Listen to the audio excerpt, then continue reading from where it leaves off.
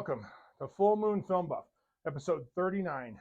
This episode, we're going to talk about Santo and Blue Demon versus Dracula and the Wolfman from 1973. I saw this on Tubi. I had not seen this before. First, we're going to discuss the prominent crew and cast. The film was directed by Miguel M. Delgado, written by Alfredo Salazar, with effects makeup by Margarita Ortega. The cast includes Santo as Santo, billed as Santo en Mascadero de Plata. Blue Demon plays Blue Demon. Aldo Monti as Conde Dracula. Agustin Martinez Solares as Rufus Rex, aka El Hombre Lobo. Nubia Marti as Lena. Maria Eugenia San Martin as Lara Cristaldi. Alfredo Wally Baron as Eric, billed as Wally Baron. Jorge Mondragon as Professor Luis Cristaldi, and Lissy Fields as Rosita. We got a tag team matchup, folks. Listen, I loved the energy of the first Santo and Blue Demon film I saw, even if I could recognize the flaws in the filmmaking technique. But this movie, it's all of the good parts of the first film, plus this is a well-made movie. This movie is better shot, it's better lit, it's better edited, it's got better sets, it's got better costumes, it's got better makeup jobs. It is just a better film with all of the things that the first Santo and Blue Demon movie that I saw had. So yeah, I absolutely recommend this movie. It is a Lucha Libre movie first and a werewolf movie second, but it is still a lot of fun. The film begins with a best of three falls wrestling match between Santo and Angel Blanco. Angel Blanco cheats. Meanwhile, in an underground chamber, the hunchback Eric invokes Satan, the Prince of Darkness. 7 eclipses of the sun and moon have occurred since the magician Cristaldi slew Dracula and the Wolfman. Now they will rise again.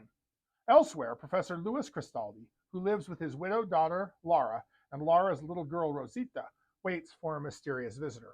Back in the ring, Santo wins despite Angel Blanco's cheating. Turns out Santo's girlfriend Lena is the professor's niece. The professor received a letter indicating the Cristaldi family is going to be the subject of terrible vengeance. 4 centuries ago, his ancestor, the wizard and alchemist Cristaldi, killed Count Dracula, king of vampires, and the Wolfman, chief of the beastmen, with a magic dagger, which the professor now possesses. Only the professor takes this threat seriously. But Santo does promise to protect Lara, Lena, and Rosita if anything happens to the older man. A bunch of thugs wait for a mysterious job commissioned by sinister out-of-town employers represented by Eric. The professor puts the dagger in Rosita's bedroom as protection. Later, Eric chloroforms the professor and drags him off to the underground chamber. The professor warns Eric that Dracula cannot be trusted. "I don't want his gratitude," Eric replies. "I want his gold." He hangs Cristaldi upside down and slits his throat, allowing blood to drip into Dracula's freshly opened coffin. The vampire changes from an unclothed skeleton back to the fully clad undead Count Dracula. Eric repeats the process on the Wolfman, who emerges wearing a stylish yellow silk shirt. The Wolfman's name is Rufus Rex. This werewolf talks. Dracula tells Rufus and Eric they need a legion of vampires and werewolves to begin their quest to dominate the world. In the very next shot, the cave is already filled with prisoners. Was Eric that prepared? I mean, he's like Minion of the Year if he was. Quickly, they are turned into vampires and werewolves. Dracula gives Rufus the job of sacrificing Cristaldi's daughter on the next full moon. Meanwhile, Professor Cristaldi's absence was reported to the police. They aren't too enthusiastic about hunting for a vampire and a werewolf. Rufus turns human in the daylight. Rufus rented himself an apartment. Dressed up in a suit, he's quite presentable. Rufus plans to seduce Lara before sacrificing her. After the police tell Lara they cannot help with this crazy story, Santo tells Lena and Lara that he's going to ask a faithful and brave friend and a formidable ally to help out. Lara asks, who is he? Cut to the wrestling ring, and the announcer introduces Blue Demon. We watch Blue Demon defeat Renato El Hippie. Santo exposits the Blue Demon in his dressing room off camera. Once more, we'll fight together for justice, Santo says. Blue digs his wristwatch radio that Santo invented out of his locker, just in case. You better believe they're going to need it. Rufus has some gangsters pretend to kidnap Lara so that he can rescue her. She falls for his smooth talk and matinee idol good looks. Dracula tries to kidnap Rosita, but recoils when he spots the magic dagger on her nightstand. Our heroes and the Cristaldi women rush to help. Dracula has fled. He'll have to find some way around the dagger. Rufus pays a visit to Laura's house. When he leaves, Blue Demon follows him. Blue Demon climbs a tree to spy on Rufus in his apartment. Eric spots the masked wrestler in a mirror. He and Rufus pretend Rufus is trying to help free the kidnapped Professor Cristaldi. He's really dead. Santo and Blue Demon follow Eric to a warehouse, although I have no idea how a pair of bulky dudes wearing bright lucha libre masks, driving a red convertible, think they are incognito. Gangsters ambush the wrestlers and hold them at gunpoint. However, Lena stowed away in Santo's car. Just as the gangsters are about to unmask the luchadors, she saves our heroes by toppling a wall of boxes with a forklift. She also calls the cops. They arrive after Santo and Blue Demon have put the beat down on the criminals and arrest the crooks. Rufus, still pretending to help Laura, says he has learned Cristaldi can be found in an old house in the country. He has the professor's watch as proof the old man is alive. Santo and Blue Demon go to check it out. They suspect it's a trap. Santo goes in first. Santo sees the professor, now a zombie, who strangles him. Eric clubs Santo from behind, but has to leave when Blue Demon enters. Back at the Cristaldi mansion, Rufus and Laura go for a walk. An effects shot of the full moon is followed by a woman screaming. One down. Santo and Blue Demon play chess. Dracula mind controls Lena at long range and orders her to the garden. Santo shows up just in time to stop Dracula from biting her. Meanwhile, some bald guy vampire bites Josefina, the maid. Turns out Count Dracula still has Lena under mind control and orders her to come to him. That's two down. The maid lures Rosita out of range of the magic dagger, and they head up for the monster's hideout in the forest. And that's all three. Santo decides to look over some books in the professor's library to see if he can find a clue. While he's reading, Blue Demon sees Lena leave and follows her. He is grabbed by three werewolves in the forest. I wish we got to see that fight. Santo is reminded about the magic dagger and remembers his original conversation with the professor. He finds the dagger in Rosita's room and also discovers that everybody has disappeared right out from under his silver mask. The gardener says he saw everybody wander into the forest, so Santo uses his wrist radio to contact Blue Demon, who is chained up in the vampire's lair. He tells Santo that the cavern is located underneath an old house in the forest. In that house, Lena is taken to a bedroom by two vampire women. Rosita is traumatized seeing her zombie grandfather. Laura, now a red-clad vampire herself, takes Rosita down to the cavern. Dracula starts to bite Lena, but is interrupted by Eric, who reports Santo is on his way, having killed two of the three guard werewolves. Again, I would have liked to have seen that fight. Santo busts into the house, but is gassed by Eric. Eric is about to stab Santo with the magic dagger, but stops. He thinks that maybe Lena knows how to operate the dagger, so he can force Dracula and the Wolfman to turn over all their treasure. While he talks to her, the dagger swivels in his hand and stabs him. I've committed so many crimes that I'm not human, Eric gasps and dies. Lena flees, finds the unconscious Santo, and revives him. Down in the cavern, the werewolf who ran away from Santo is forced to walk a plank across a pit of stakes. Naturally, he falls in and is impaled. Anyway, now it's Blue Demon's turn to try and cross the plank, only he has his hands tied behind his back, and werewolves shaking the plank. Santo appears, and a battle begins. Santo unties the Blue Devil. Masses of vampires and werewolves attack, but our heroes defeat them all. Rosita is rescued and sent to safety with Lena.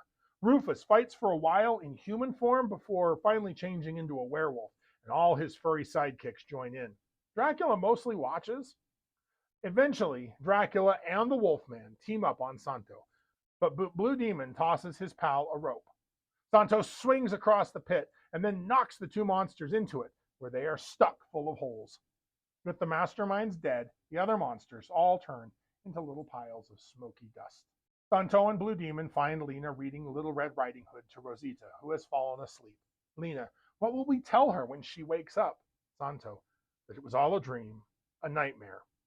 The film ends with a tag team match between Santo and Blue Demon facing off against Renato El Hippie and Anjo Blanco. The announcer tells us they are hitting in a way that only God could understand. There is no transformation scene in this movie. That said, the makeup jobs look pretty good, and there are quite a few of them, so I have to applaud them for that. But at no point did they ever slow down to show us a transformation. That they're just not interested. The film is also really loosey-goosey regarding werewolf lore. Rufus is a servant of Satan and an intrinsically evil entity. The lycanthropic curse is transferred via a bite. The film is vague about what triggers the transformations. The werewolves don't seem to have any significant supernatural strengths or vulnerabilities. There is a hint that the full moon has something to do with lycanthropy, but I interpret that more that the ritual to kill Lara had to be achieved at the full moon. So the movie is really not interested in going into what the werewolves are about. One reason why this film worked better for me than the previous Santo and Blue Demon versus the Monsters is that this movie leaned much, much harder into the wrestling side. It's built on the idea of the tag team match with 3 falls, right? In the corner of good, we have Santo and Blue Demon. In the corner of evil, we have Dracula and the Wolfman. And Santo and Blue Demon have 3 fights against the villains. The first is in the werewolf, where the good guys win. In the second fight takes place in the mysterious house, where the bad guys get the drop on Santo and win the fall. This also kicks off the sequence where the monsters gain control of all 3 Cristaldi women temporarily. So the bad guys win fall 2. But in the final match down in the caverns, Santo and the Blue Demon finish the villains and win once and for all. On top of that, Santo and Blue Demon fight to protect 3 Cristaldi women, Lara, Lena, and Rosita.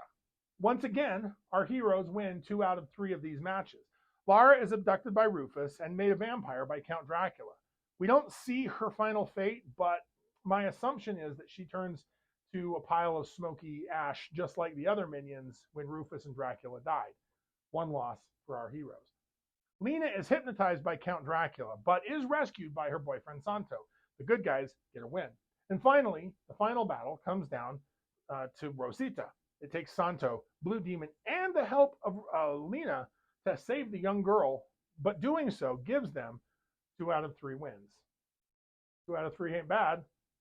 Now this sets up a very clear structure for the film. Look, we know that Santo and Blue Demon are going to win. That's how these films operate. Like, at no point are you like, oh, I wonder if our heroes are going to come out on top. Of course they are. But at what cost? And when will the disaster strike? And how will our luchadors overcome it? That's where the tension comes in. And that's what makes the movie fun.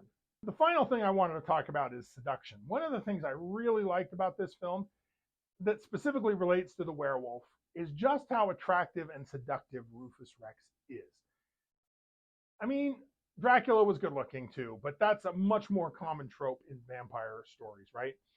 We've had werewolves as leading men before. Wilfred Glendon, Lawrence Talbot, and Valdemar Daninsky, just to name 3. But I cannot think of a werewolf who, principally relied on his power of seduction to obtain his victims. Usually the werewolf hunts the prey in a more direct and violent fashion, but Rufus instead uses traps, deception, and enticement. He's still a predator, just a different kind.